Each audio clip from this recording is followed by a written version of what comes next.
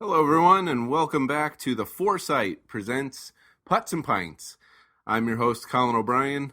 We are about a week out from the 2015 U.S. Open. It's been about since the last major championship, the Masters, since I've been on your airwaves, so to speak.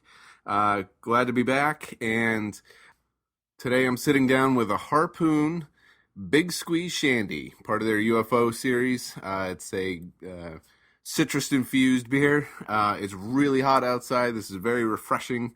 I'm enjoying that. So, cheers, everybody. Very refreshing.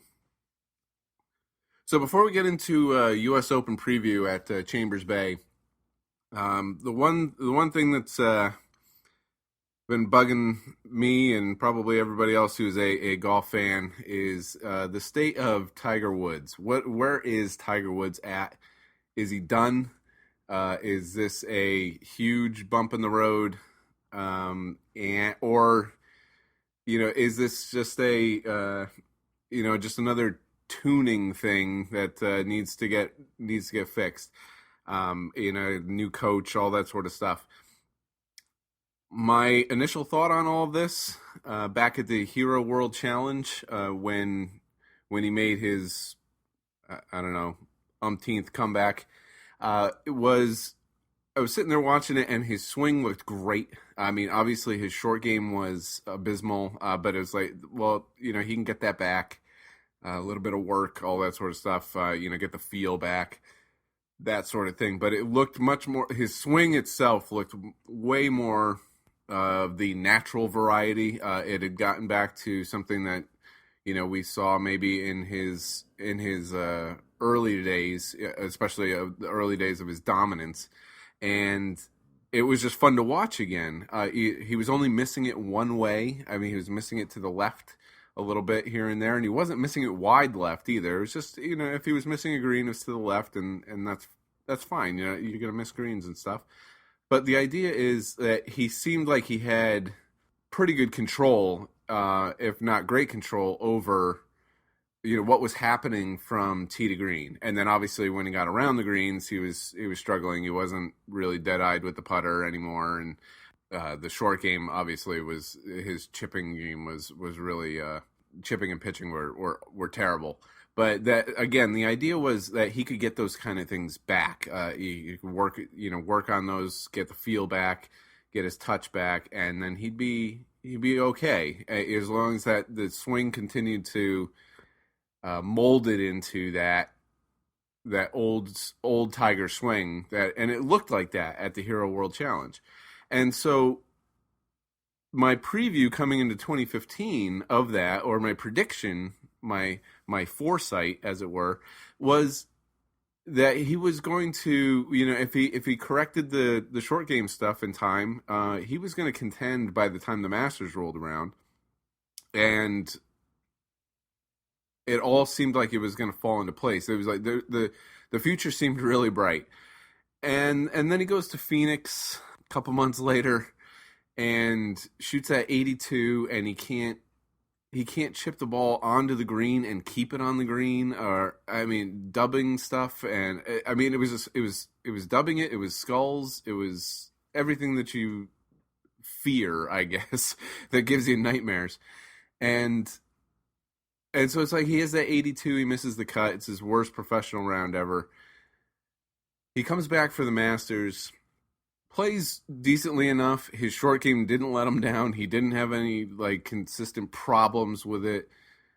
He finished in a tie for 17th, and it seemed like okay, it's maybe starting to take shape, come together a little bit. And then last week at the Memorial, we watch him shoot. He gets out. He makes the cut on the number. He squeaks in, makes the cut on the number, and then goes out and shoots a Saturday 85, topping his worst round as a professional by 3 shots. And it was all the same. He could not keep it on.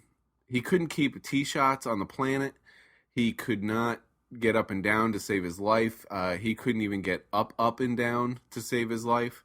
In certain instances, it was abysmal. that round, when that round finished, that's when I look at this and I say, if I have to make a prediction, if you're picking a camp, does Tiger come back, make it back to where he was, or at least a semblance of where he was, or is he done? I'm on the side of right now he is done, and I'm going to tell you why. His mental game is completely shot. His confidence, though, which I never thought was going to be an issue, his confidence is completely blown right now. It is gone, and I don't know that you can get something like that back. I mean, ask somebody like David Duval, ask somebody like Ian Baker Finch, guys that were on top of the world and then had something happen that led to high scoring rounds and inability to make putts and all that sort of stuff, and now they're both in a broadcast booth. Unfortunately for Tiger, I don't think he's got the personality to be in the booth, and never will. I just there's some stuff we're going to go over here as far as there's statistics to look at, that indicate that his game has fallen off in every possible way. It's fallen off. He's one of the worst drivers on tour. That he was never the best driver on tour. I mean, in his heyday, he could hit a lot of fairways and he was long as well. I mean, he had that package going, but there were plenty of times that he won when he was not driving the ball very particularly well. I mean, there were times where his short game rivaled that, if not was better than, say, somebody like Phil Mickelson. It was he could get up and down from anywhere. He could chip it in from spots where it was like, well, if he gets it inside of 5 feet, that's a great shot, and he would knock it in. Things that would not only save rounds but actually help win tournaments. Those were the kind of things that he was doing. And then obviously the putting, the clutch putting in particular, I don't know that we've, maybe besides somebody like Nicholas, I don't know that you've ever seen anything like that. It's all on the opposite side of the spectrum now. It's all Tiger Woods statistically is one of the worst players on tour. If you're looking at it, he's a terrible driver of the golf ball right now. He's not good at anything around the green. Putting, chipping, pitching, sand shots, it doesn't make a difference. He is bad at all of it right now. And that can't be, in my mind, that can't be in your swing.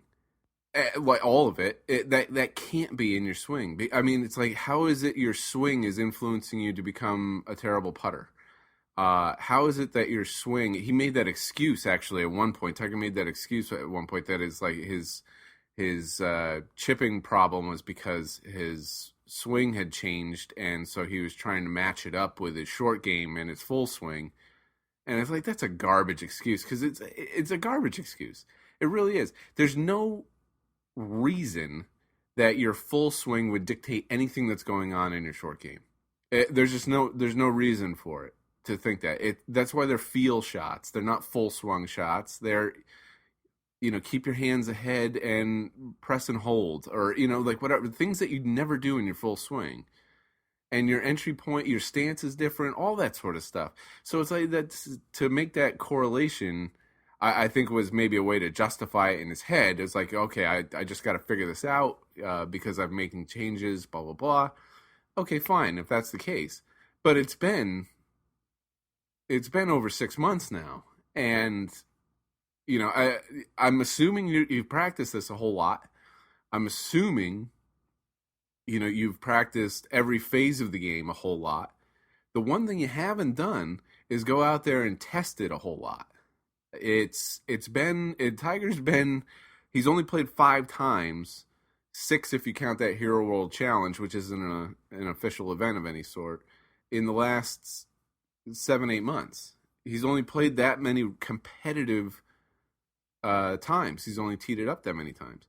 And the reason I'm pointing to all of this being it's a crisis of confidence is what it is, and I don't know that he gets this back. And to prove that, we can look back at the different times that he's made swing changes and the effect that it's had on his winning. We can also look back at times when he's come back from injury, which this is kind of like a combination of both. When he made the swing changes with Hank Haney, when he switched coaches from Butch Harmon to Hank Haney, in those years, I mean, he had one lean year that was 2004. He teed it up 19 times in competition. He only walked away with one win and three top tens, that sort of thing. And that was a transitional sort of year as far as his swing was changing a little bit, all that. He still won once out of the 19 times. Bookended around that, though, was 2003, teeing it up 18 times and winning 5. 2005, teeing it up 21 times and winning 6. 2006, teeing it up 15 times and winning 8. Then we go to 2008, obviously, is the last time that he was dominant, the last time that he won a major, which was the U.S. Open. Teed it up 6 times that year. He had that fractured leg. I mean, the whole thing. He won 4 out of the 6 times that he teed it up that year. And then obviously after the U.S. Open, he had to shut it down. So, I mean, he's winning at 2/3 that year on a broken leg. All right, and it's like, so you have to have, if the physical is a problem, you have to be able to make those adjustments as far as, this is what I need to do with my swing based on this, but you keep the confidence there. It's the only way you're going to win. The confidence is there that you can execute something that is going to get it done. And then 2009, he comes back from that injury, tees it up 17 times, wins 6. All right, that's my point. All of this stuff where it's like he's made swing changes, he's come back from injuries, blah blah blah. In his heyday, that was all well and good. In the end, it was like, he made the changes. He maybe had an off year, that sort of thing, but bookended around it was all kinds of unbelievable numbers. I mean, there are people that would kill to have 6 wins in a career, and he came back from injury in 2009 and he won 6 times. None of them a major, obviously, but still, he won 6 times. We got a glimmer of it, we thought, maybe in 2013 when he teed it up 16 times and he won 5. And again, no major, but he won 5. And it's like, that's a great career for some people. That's more than they could ever hope for in a career, as far as wins go. And so, what we have to look at is, here's Tiger now, coming back from injury, reverting back, making a swing change, but that's essentially reverting back to his natural swing, if you want to call it that, or his 2000-esque swing. And he's teed it up 5 times. He's made 3 cuts. He's got 1 top 25. One of the missed cuts, quote unquote, was when he withdrew at Torrey Pines. But I'm looking at last year, and prior to the injury, prior to leaving, he teed it up 7 times. And he won none. He had 1 top 25, the same as he's got right now. It was at the Masters, same thing. A couple of missed cuts, couple of withdrawals for injury, what have you. I can't see this anymore as being fixing his swing or managing injury, because